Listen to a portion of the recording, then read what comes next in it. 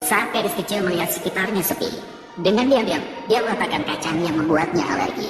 Dia menyembunyikan kacang di dalam pakaian pengasuhnya. Kemudian dia pergi sendirian ke tepi kolam renang. Dia mengambil satu butir kacang dan langsung memakannya. Dia pikir tidak akan terjadi apa-apa jika hanya memakan satu butir. Namun, dia salah. Setelah memakannya, dia segera merasa tidak enak badan. Akhirnya, tanpa sengaja dia tergelincir dan jatuh ke dalam kolam. Gadis kecil sama sekali tidak menyangka.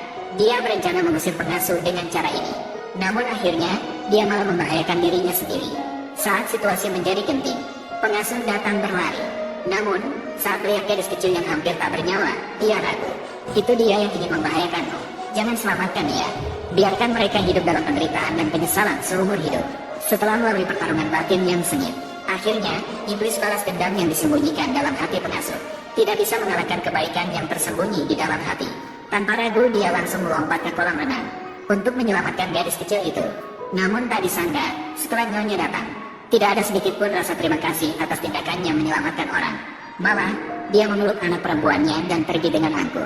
Namun yang membuatnya putus asa adalah, setelah kembali ke kamar, nyonya bertanya pada anaknya kenapa dia mengalami alergi. Apakah karena makan kacang tanah? Gadis kecil itu langsung menunjuk pembantu dengan jari. Itu dari dia. Aku makan itu dan merasa tidak enak badan. Lalu aku pingsan. Bukan aku.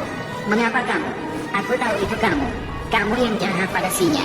Itu dia berbohong. Dia memfitnahku.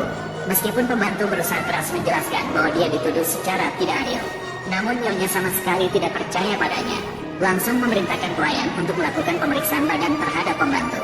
Ternyata benar-benar ditemukan kacang tanah dari tubuhnya. Pembantu segera menjelaskan bahwa dia juga alergi kacang tanah. Tidak mungkin membawa kacang tanah saat bepergian. Seseorang pasti telah menjebakku.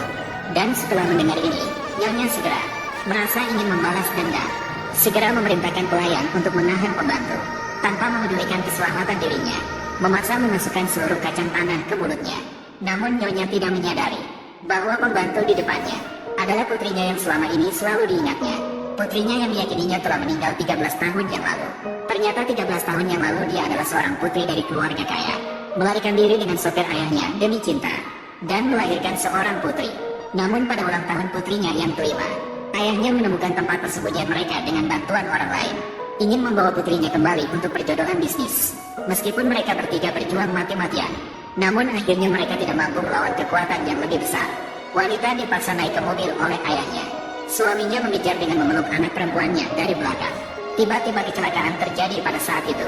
Wanita pingsan karena sedih melihat kejadian itu. Saat wanita bangun lagi, pikiran pertamanya adalah mencari suaminya dan anak perempuannya. Namun ayahnya datang dan memintanya untuk menerima dengan lapang dada, menyatakan bahwa anak perempuannya telah meninggal dalam kecelakaan. Wanita tidak percaya dan tidak bisa menerima hasil tersebut.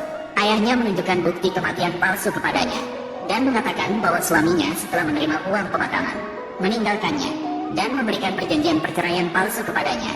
Tujuannya adalah membuat anak perempuannya putus asa dan mengikuti rencananya sendiri. 1 bulan kemudian, pria di sini setelah mengetahui bahwa istrinya akan menikah dengan orang lain, maka membawa anak perempuannya ke lokasi pernikahan. Namun dia dihalangi oleh ayah mertuanya di luar pintu. Tidak diperbolehkan mendekat. Meskipun gadis kecil itu merayu kakeknya dengan sangat, tetapi tidak mendapat belas kasihan sedikit pun. Ayahnya terkena serangan jantung karena marah dan meninggal seketika.